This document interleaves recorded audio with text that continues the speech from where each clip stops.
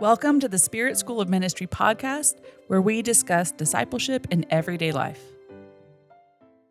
Hey everyone, welcome to the podcast today. I'm here with Pastor Bob, and we have a special guest today, Pastor Jody Andrews. So special. So special. Special guest today. I'm so glad to be here. Yes. All the way from Mississippi. Mississippi. Yeah. Yes. Yeah. So we Wow, get it's wonderful. to spend a little time. I didn't walk here, though. No.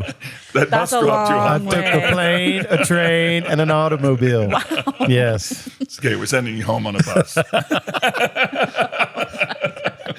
Okay, well, there's going to be a lot of weirdness today, probably, and some laughter. It's all good. Oh, okay. Oh, yeah.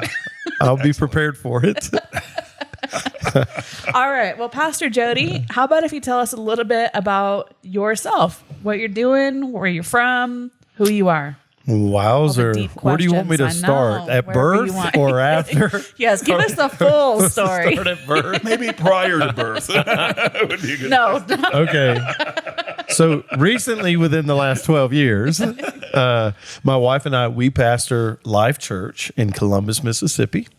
And we've actually been in Columbus for going on 12 years. So we basically did a church kind of a relaunch. The church was really already planted by another church that we were in relationship with. And so we kind of relaunched the church, and that's where we are in Columbus, Mississippi. Okay. So All right. reaching And you that place. transplanted from? Well, oh wow, so we went there from Oklahoma City. Okay. We were at the Gate Church there with Bishop Tony Miller and Pastor Kathy. At the time, Bishop Tony Miller went on to be with the Lord, but we were there with him when we left to go to Mississippi. But we actually were with Bishop and Pastor Kathy. I was with them when I was a kid.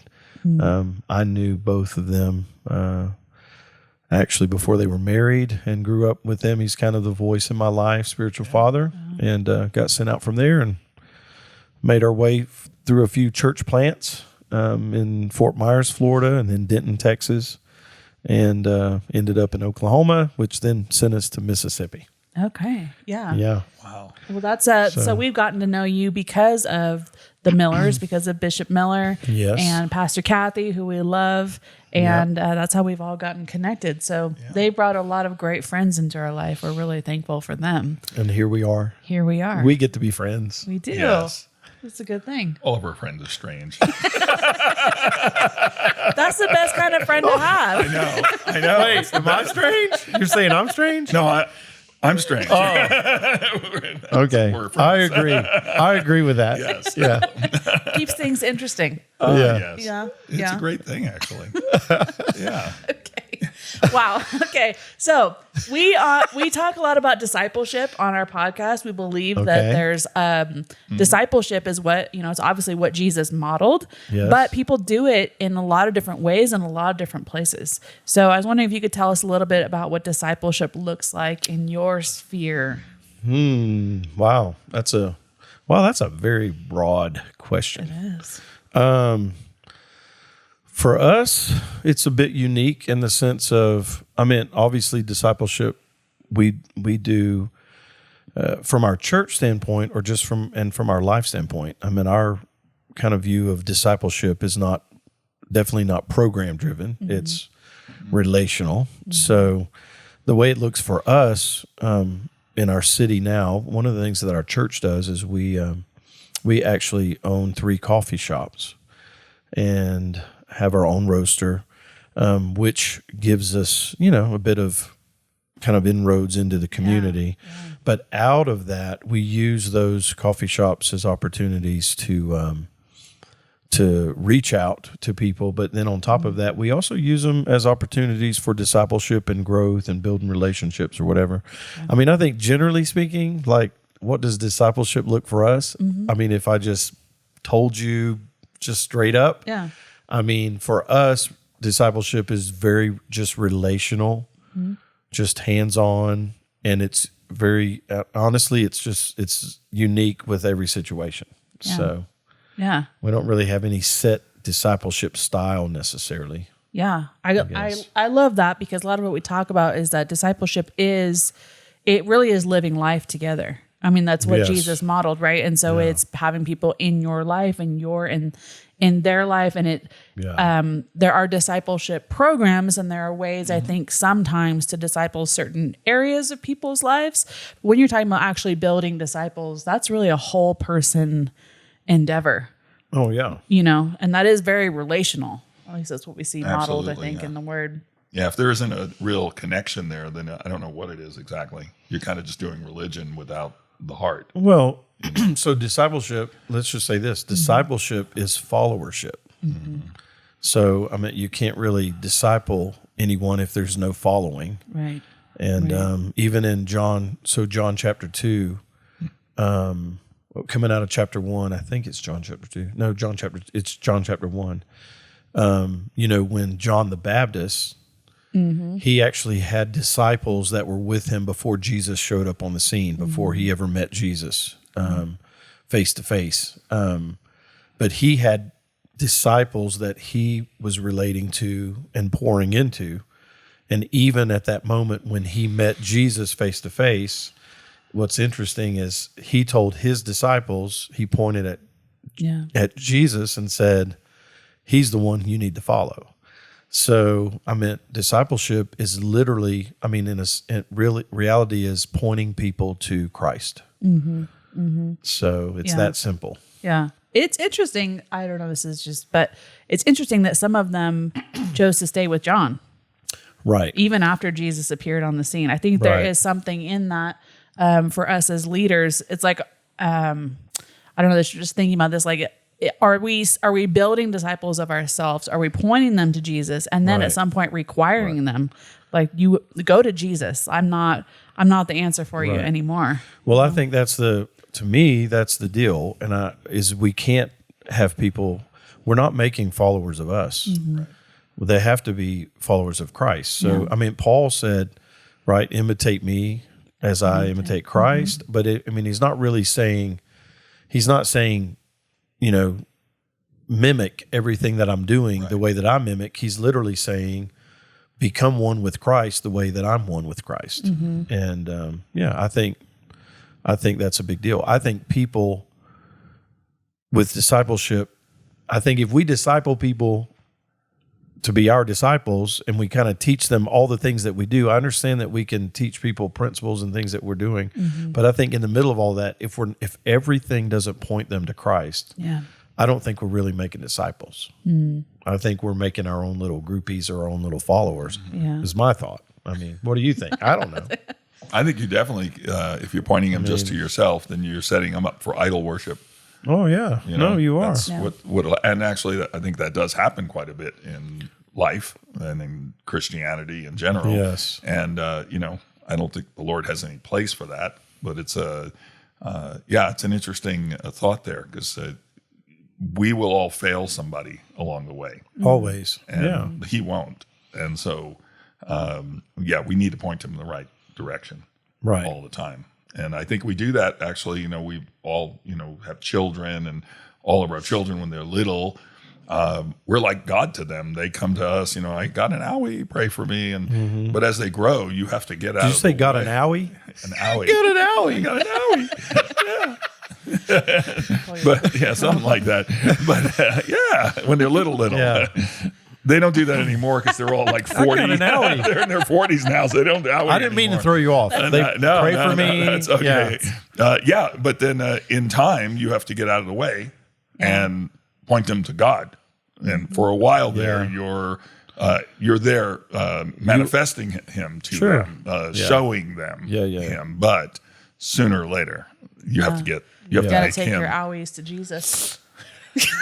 But in reality, you are pointing them to Christ. Absolutely. Even though they don't grasp that, Right. at their age as children. But I think as spiritual kids, I think there's a level of we can be drawn to people so easily, to personalities and all of those things, that I think it's one of the biggest things the church and I think believers we have to work on, Because that's what Jesus said, go and make disciples. Mm-hmm. And so what does that mean? I mean, we're not supposed to make people do things the way or believe the way that we believed and or things are supposed to happen. Right. Mm-hmm. Everything should point people to Christ. Right. Right. Yeah. And in that Great Commission, go and make disciples of all nations, baptize them and teach them how to obey, right? Teach them how to actually walk out these principles, teach them how to order their lives in ways that will demonstrate kingdom.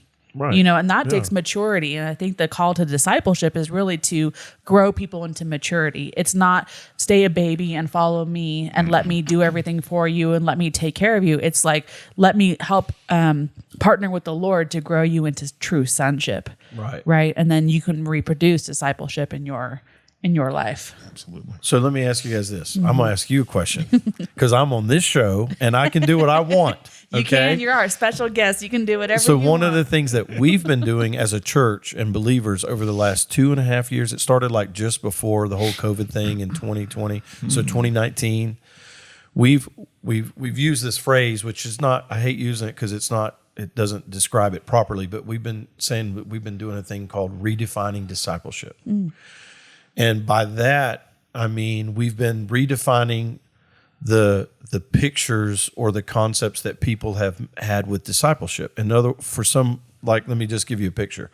Like, we see that the only way that you can disciple someone else is that you have to be ahead of them somewhere along the way. Mm-hmm. I've been redefining that. That's why I get to the whole pointing to Christ thing, because in other words, if that was the case, if we were always, you could only disciple somebody who was behind you somewhere and you're just teaching them something that you've already done, then you're really just teaching them to follow you. But if we learn to point people to Christ, what it means is I can actually disciple you to Christ, even though I'm still even in the middle of still learn. I haven't even learned that. I have not even got there yet. There's a lot of, I guess because even like I'm thinking about John the Baptist. I mean, he pointed those guys that were following him to Christ, and he was just experiencing Christ. Honestly, I'm not saying he didn't. Obviously, he did already because he was the forerunner, right? And I mean, obviously, God had dealt with him. But I think little things like that. So my question to you is what do you think about redefining discipleship? And are there things that we've done with discipleship that are not really biblical, but we've called them discipleship that you can think of? Throw that over to Pastor Bob, the wise great wise one. Huh? Well, being a professor of discipleship, having triple doctorates in this area, I'm going to speak to this. I may be speaking over your heads a bit, but that's okay. Just stay with me and follow me. I actually believe in actual discipleship, that the person who believes they're doing most of the discipling is getting discipled by their disciples also. Right. There has to be in the relational interchange, right? I've never heard anybody else in the world say that.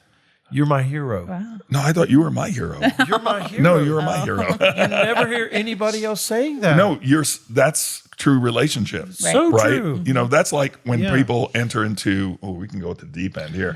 People enter into, marriage, and the old school version of, I'm the head of my house, which we are. You get the man is the head of the wife, But if your wife isn't imparting unto you, what kind of covenant is that? Oh, yeah. Like it's one way. It's like, that doesn't work. And they're usually smarter than us, but you know how that works. But,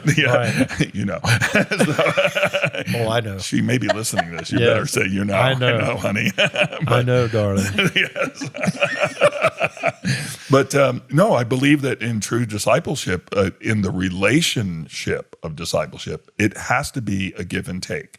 Right. You may be bringing more information or obviously knowledge, experience, all of those things.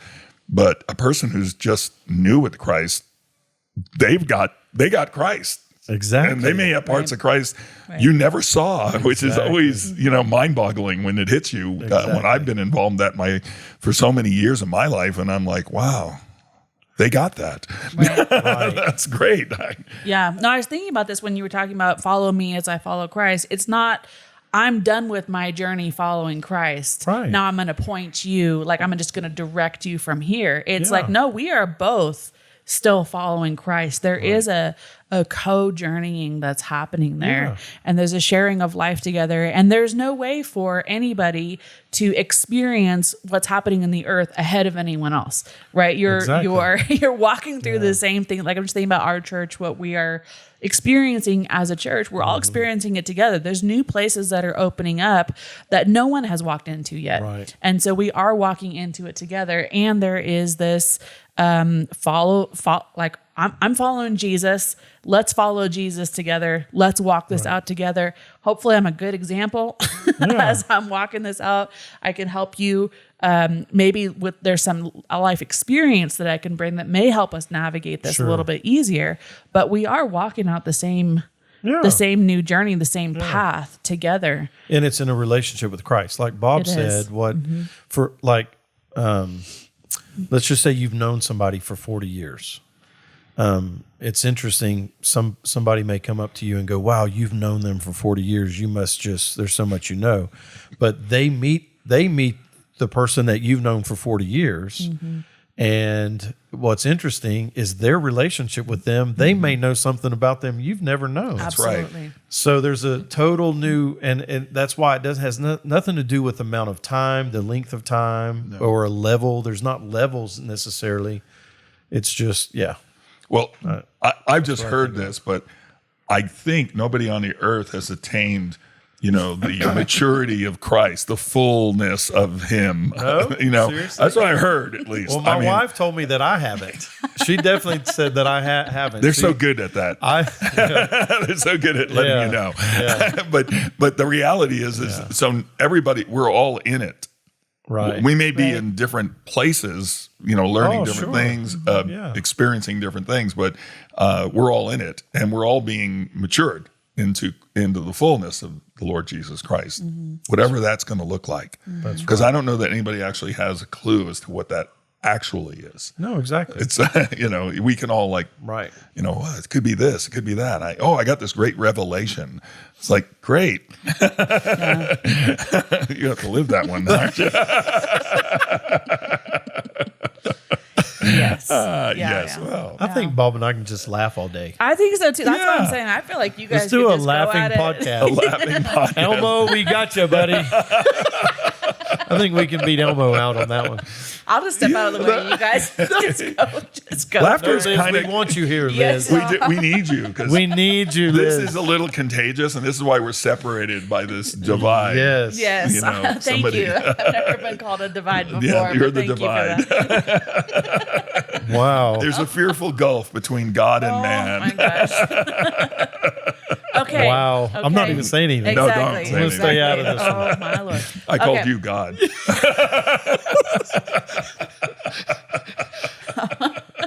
Now we have a problem with that. No, just Just a bit. All right. Little I'm going to jump into something different here. So, Pastor Jody, the last time you were here was at the gathering, and you were speaking there, and you said something. Oh, no. You said something to the effect of, and you can correct me however it needs to be, but something to the effect of, like I learned that you can either live your life like it all depends on you, or like it all depends on Jesus. Mm-hmm. And it's either one of those two things. Right. And as soon as you said it, I thought, that's not true. That was the Wow. that was the initial thought. I'll see you guys next time. I mean, wow, bring me on here and just embarrass me in front of everybody. That was the initial thought that went through my mind. I don't Wow. believe that. It's I don't just the think that's beginning of true. sorrows Wow. for you. And there's something else you said that I just don't believe. I was in that room. I heard You go that. do your own podcast. I heard it, and I just went, what? Yeah. Wow. But here's what I want to say. So I'm thinking about it. It made me think. Is there any redemption in this There conversation? is. Hang on. Hang We tight. told you you're going to be interrogated. We didn't bring you down to the basement for nothing, right? We are really in a basement, Yes, people. we are. Ah, Affectionately known as the kill room. wow. Like KILL? Something like that. Okay. So it did make me think. It Okay. made me think from there because I'm like, well, like Jesus has his part, we have our part, there's responsibility and all of that. But after the process the Lord has brought me through since then, I have come into agreement with you. Yes.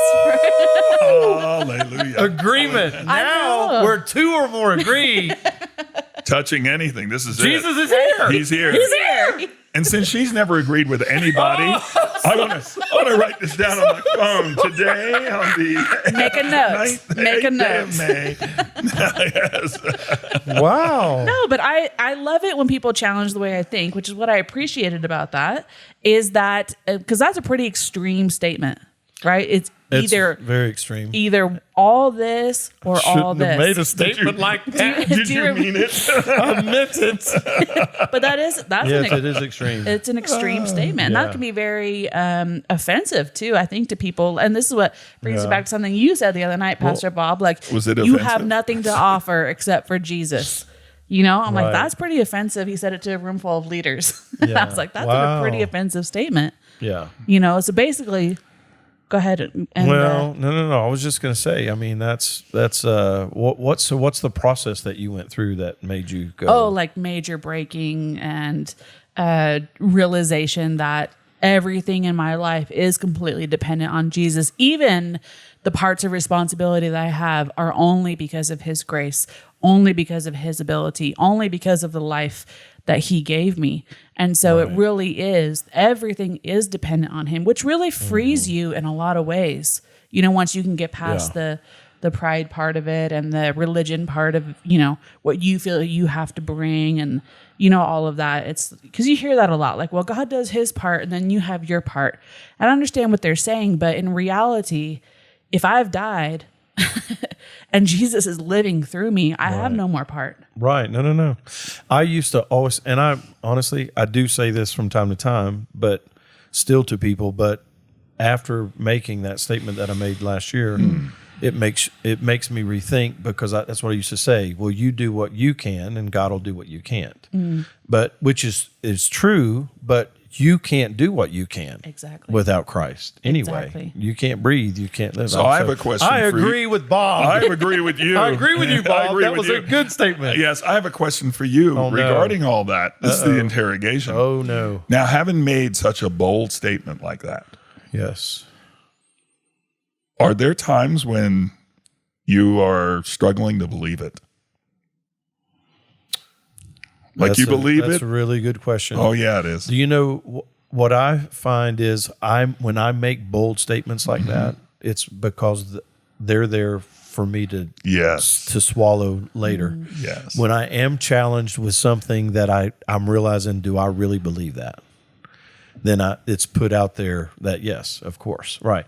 I get to a place where I can't. There's something that I thought I could do and I couldn't do it. Then I go back and go, wait a second. I really can't do that without Jesus' help anyway.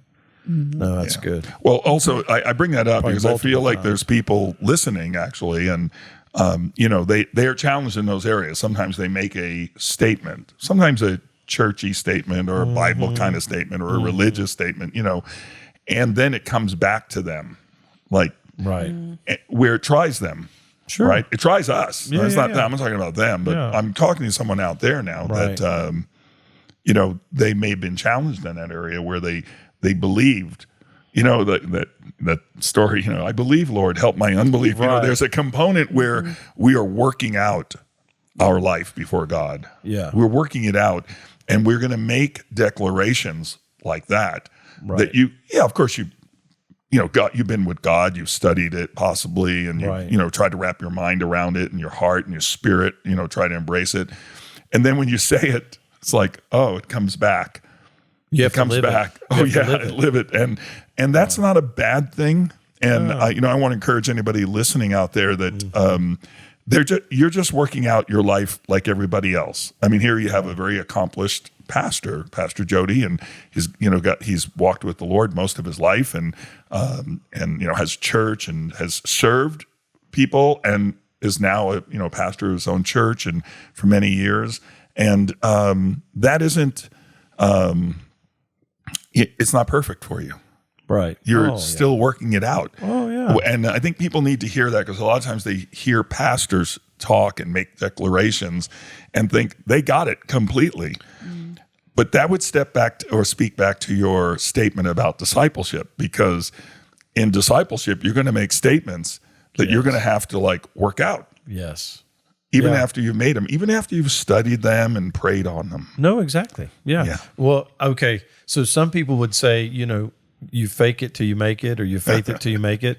There are sometimes you say things that you need to do that you're not totally living out, that it comes back to you all the time, and just you basically end up preaching to yourself. Yes. Right. Yes. One of the things my wife does is, and she's got me doing this now. I'm doing this now with a group of gentlemen, guys.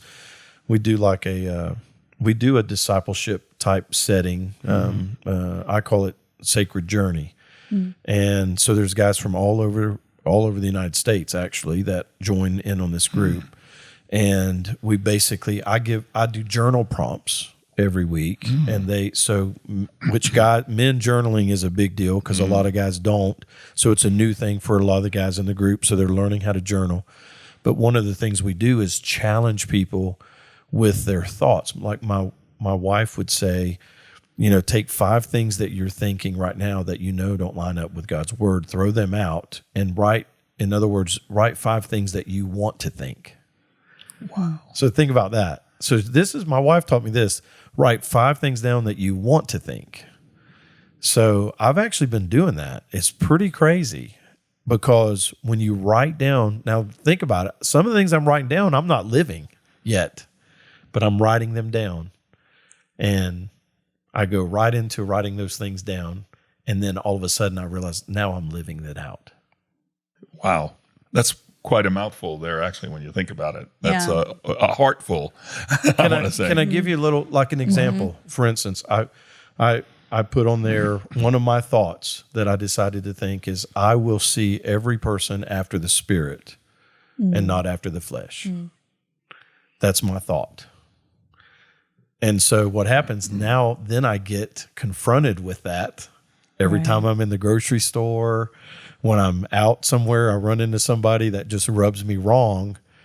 I have already just that morning in my journal written, I will see every person after the Spirit, not after the flesh. Wow. And I'm confronted with thoughts that I've started putting in my mind that I haven't lived out yet, but I'm telling myself how to live. Right. Sounds impossible. It sounds godly, maybe but impossible. Just 5 thoughts at a time. That's all I can handle, maybe. But wow. My wife says 5. So, but anyway, that kind of connects to that a little bit, Wow.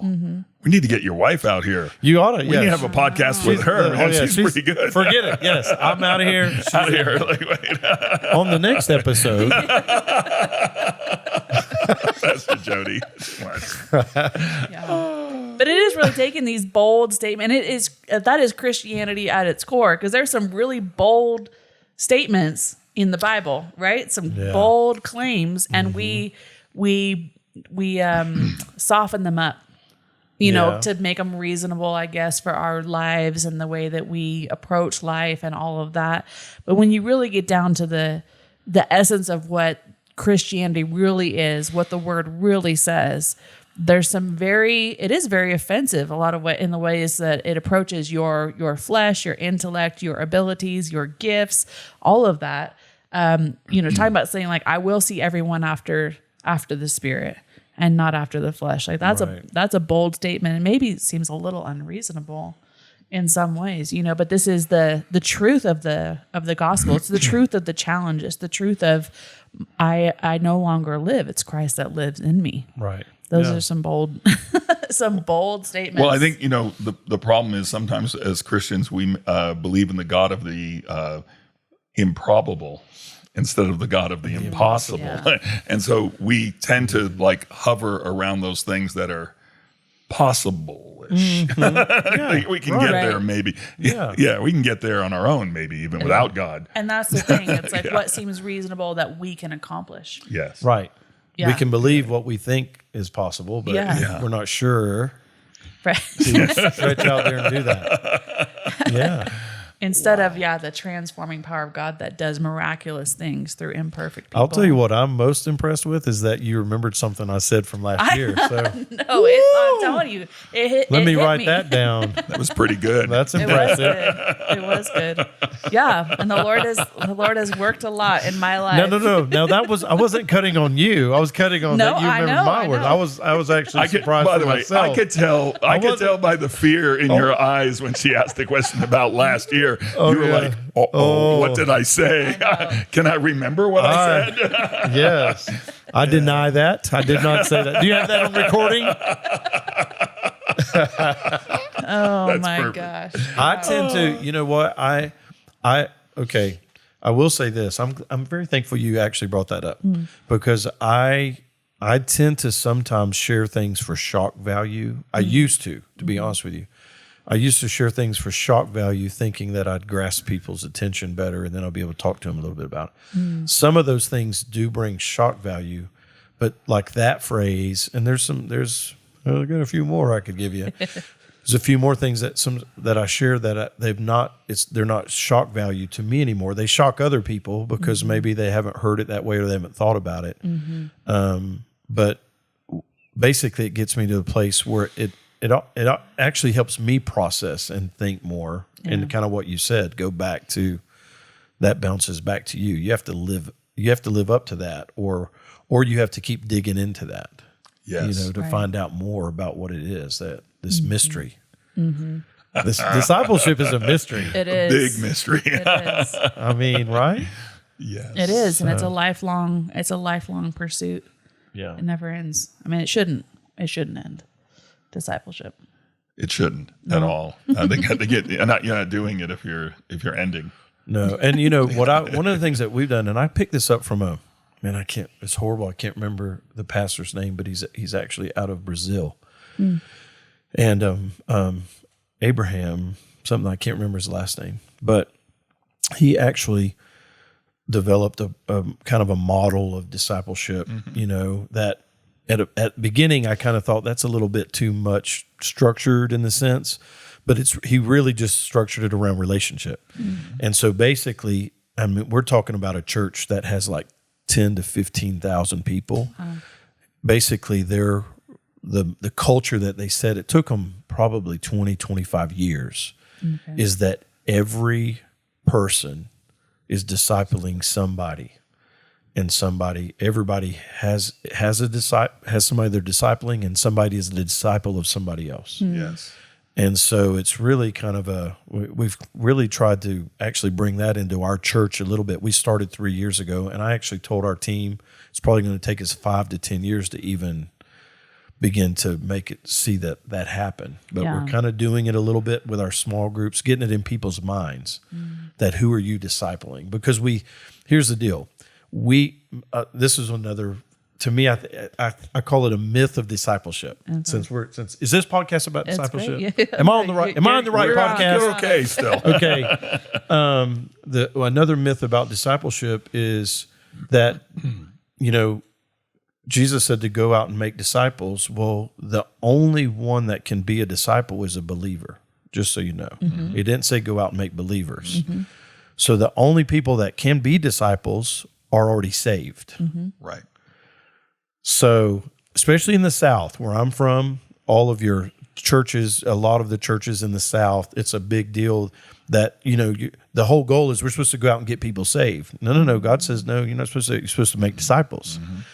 And so, and then you start bringing in the whole thing that Jesus says, how do they know that you're my disciples? That's right. By your love for one another.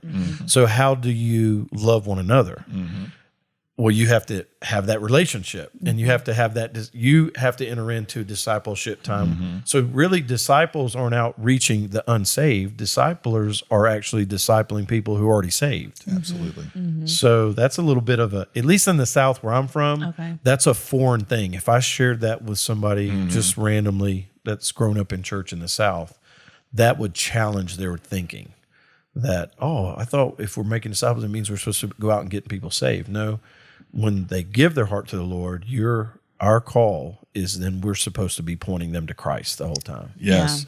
I heard that same gentleman speak, that pastor from Brazil at Affecting Destiny, might have been 5 years ago. It was a long time ago. Yeah, so you heard the same. Yes, and it really resonated with me because the component, I think he said they had 35,000. Oh, it was so some crazy number. Yeah, 20,000. 10 to 15. I just make stuff up. You're evangelist. You're an evangelist. I'm giving the evangelistic and I was like, wow, how did that work? And then and he explained that everybody's being discipled and discipling at the same time. Right. And it struck me at the time. I thought that takes a lot of vulnerability, intimacy, being open to someone, someone speaking into your life as well as you speaking into someone else's life and being in life together, all of you.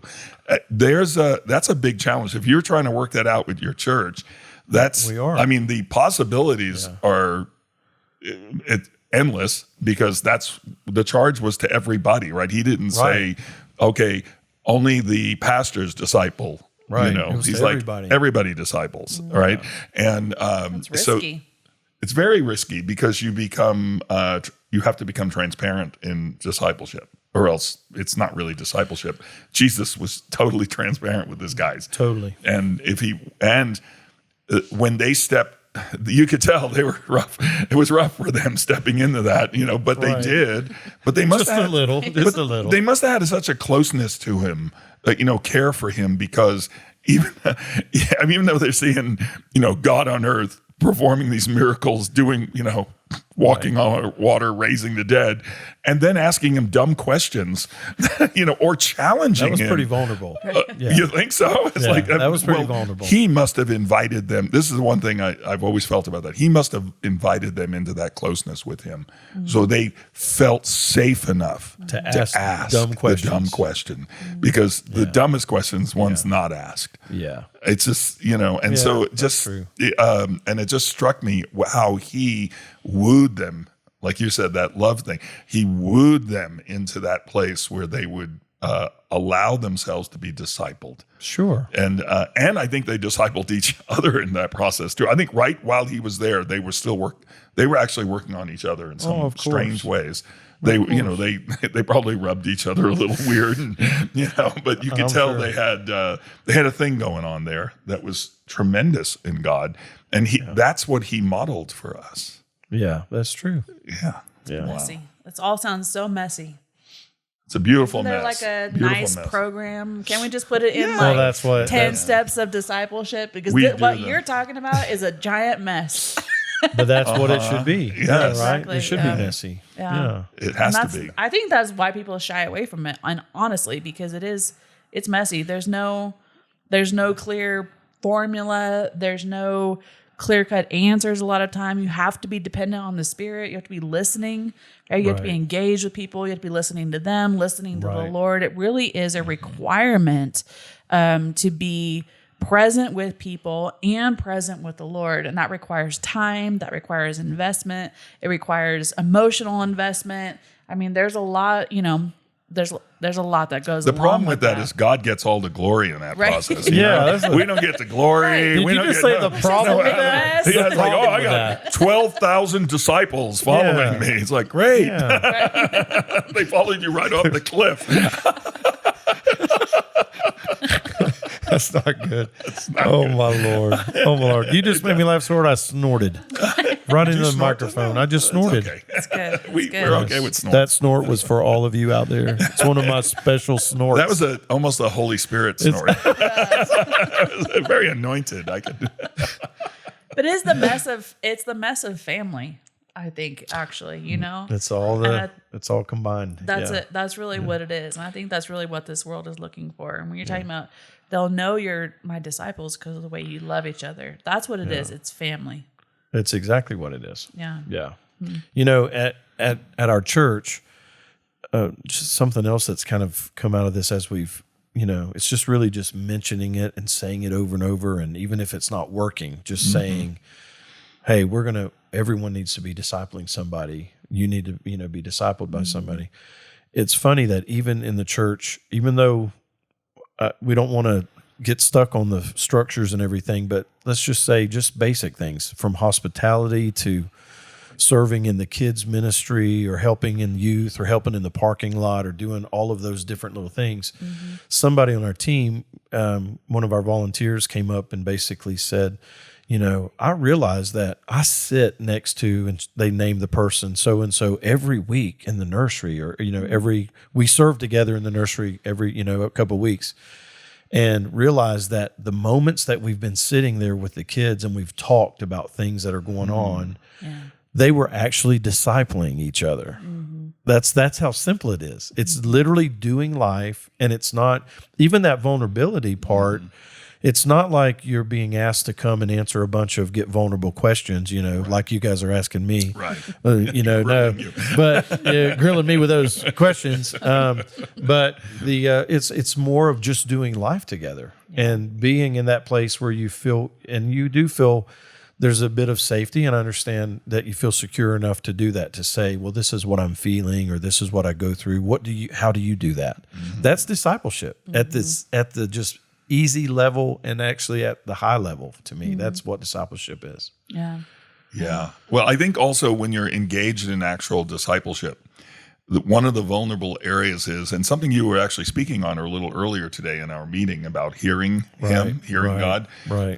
Disciples are going to ask, people who you're involved with in discipleship are going to ask you, what are you hearing from God? Right. What is He telling you? What's He saying to you? What's the last thing He spoke to you about? And if you're not willing to engage Him, the Lord, that way, you won't be willing to engage people that you're in discipleship with. You won't be in discipleship with them, actually. You'll just be in an acquaintanceship, right. And not the real deal. And so that's so that vulnerability comes on a lot of levels. Yes, it's it does. like you said, it's not just an interrogation like we're doing to poor Pastor Jody. Yeah, it's like this is actually easier than I thought. Yeah, well, I was sweating bullets before this thing. If this was hard, we wouldn't be able to do it. We haven't got to the hard questions yet. Oh, really? We like to do those off air. That's hilarious. It's just, Pastor Jody, can you talk to us a little bit about discipling nations? Oh my Lord, what am I supposed to say about that? I don't know. A little bit about discipling Whatever nations. You believe. I mean, I don't know. I'm from Mississippi, so discipling nations. Mm-hmm. You have to be more specific, Liz. Okay. Liz, you have to work harder. In what ways, Pastor Jody, are you involved with discipling nations? Discipling nations. Well, in what ways are we involved with discipling nations? Do you? I'll help you out. I'll pull you out of this one. Do you model? Thanks, Bob. Yeah, in that foreign country, Mississippi. To you, Bob. No, in that.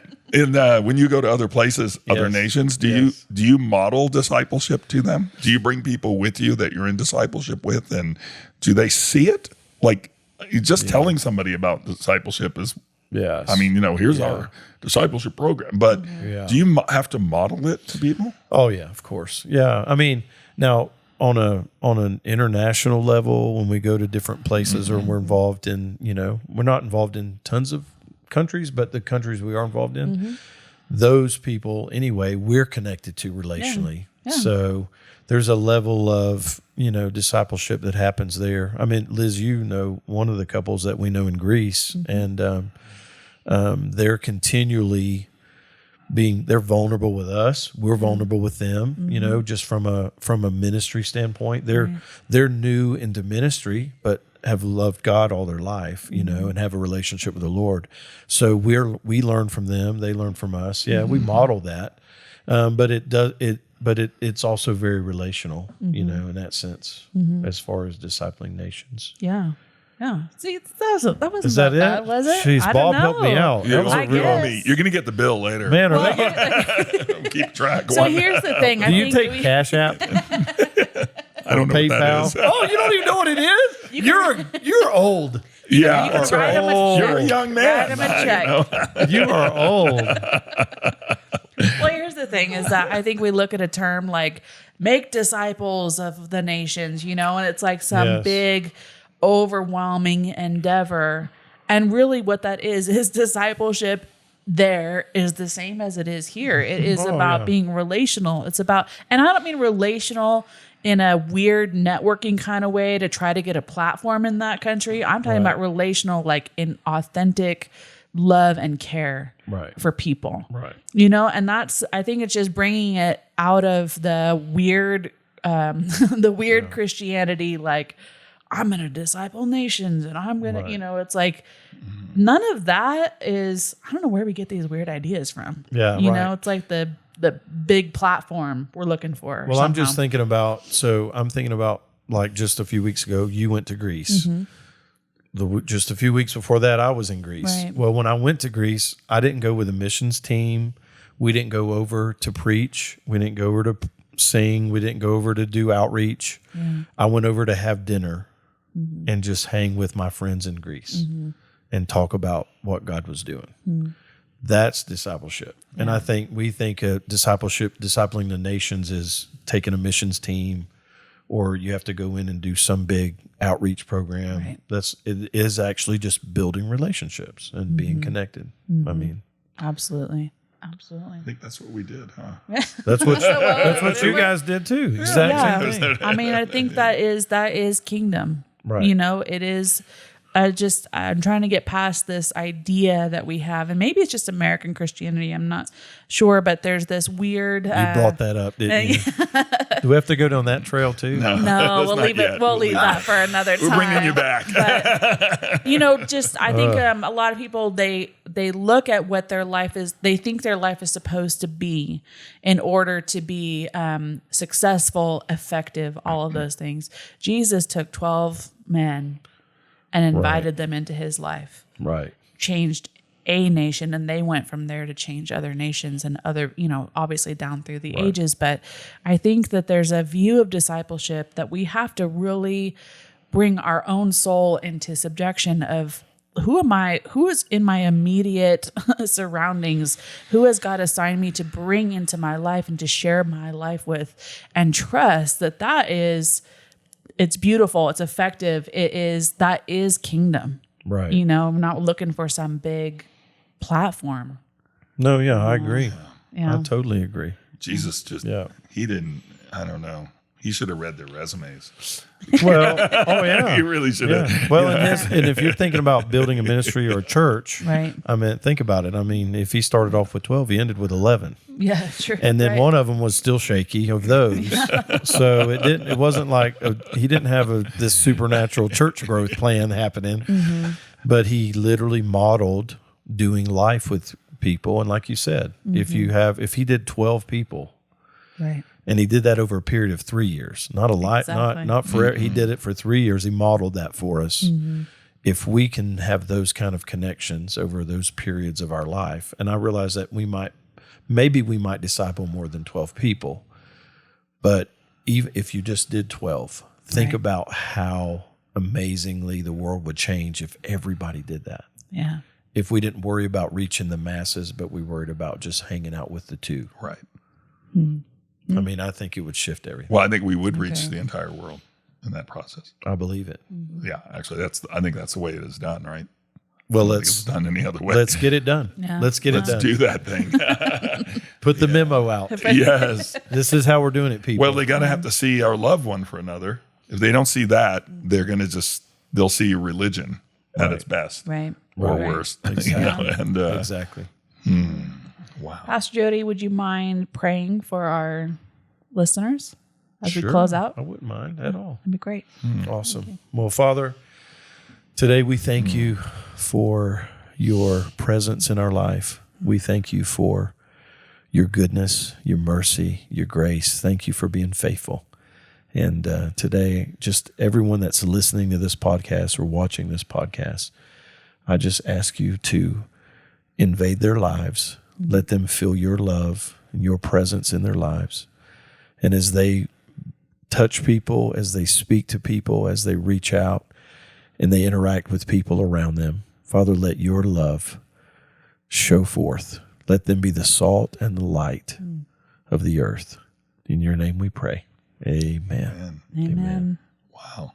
Yeah, I'm going to say if any of you are anywhere near Columbus, Mississippi, should find your way. Yeah, Life Church. Life Church. Come see us. Come on, get some life. All right, we'll see you guys next time. Bye. Bye. Thank you for joining us. Be sure to subscribe to get the latest episode. And for more information, visit spiritschoolofministry.com.